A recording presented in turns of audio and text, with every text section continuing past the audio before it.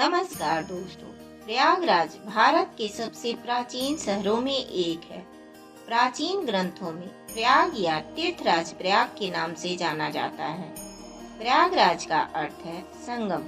3 नदियों के संगम को त्रिवेणी कहा जाता है। माँ गंगा, माँ यमुना और अदृश्य माँ सरस्वती के मिलन बिंदु को त्रिवेणी संगम कहा जाता है। प्रयागराज हिंदुओं के प्रमुख तीर्थ स्थलों में एक है।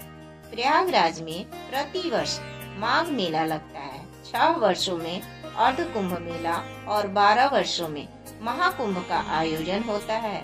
इस बार महाकुंभ 2025 में 40 करोड़ श्रद्धालुओं के पहुंचने का अनुमान लगाया जा रहा है।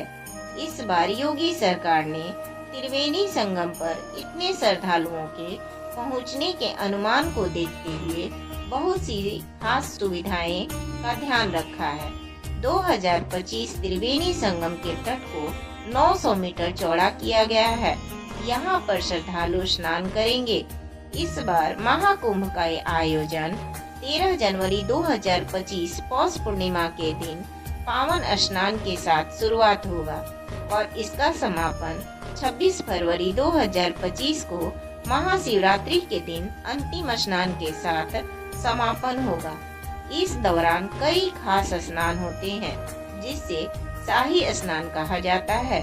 शाही स्नान इन तारीखों को है 14 जनवरी 2025 मकर संक्रांति के दिन, 29 जनवरी 2025 मौनी अमावस्या के दिन, 3 फरवरी 2025 बसंत पंचमी के दिन, 12 फरवरी 2025 माघी पूर्णिमा के दिन, 26 फरवरी 2025 महाशिवरात्रि के दिन। पौराणिक कथा के अनुसार हिंदू ऋषि दुर्वासा ने सभी देवताओं को श्राप दिया था, जिससे सभी देवता शक्तिहीन हो गए थे। सभी देवता स्वर्ग को छोड़कर धरती पर आम इंसान की भांति रह रहे थे और दूसरी तरफ राक्षस स्वर्ग पर शासन कर पूरी सृष्टि का विनाश करने में लगे थे। मगर देवता कुछ कर नहीं पा रहे थे क्योंकि वे शक्तिहीन हो चुके थे। यह देखकर गुरु ब्रह्मा जी ने एक सुझाव दिया, अगर वे सभी देवता अमृत को पी ले तो उनकी खोई हुई शक्ति वापस आ जाएगी और तभी वे राक्षसों को हराकर अपना स्वर्ग हासिल कर पाएंगे।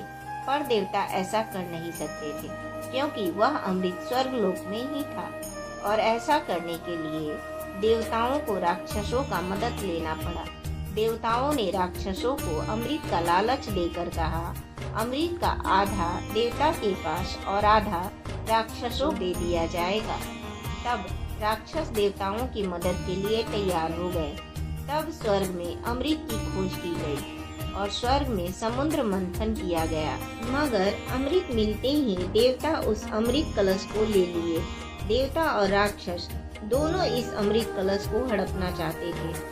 तभी भगवान विष्णु ने छल से अपने वाहन गरुड़ को दे दिया और वहां से चल दिए, लेकिन राक्षस उनका पीछा करने लगे, कलश को छीनने लगे।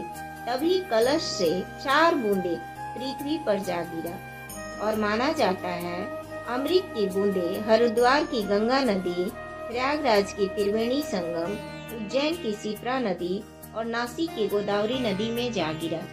इन कारणों से कुंभ मेला हर 12 वर्षों में एक बार 4 जगहों पर आयोजित किया जाता है। माना जाता है महाकुंभ के समय इन नदियों में वही अमृत का रूप धारण कर लेती हैं और इसमें जो भी स्नान करता है उसके सभी पाप धुल जाते हैं और मोक्ष की प्राप्ति होती है।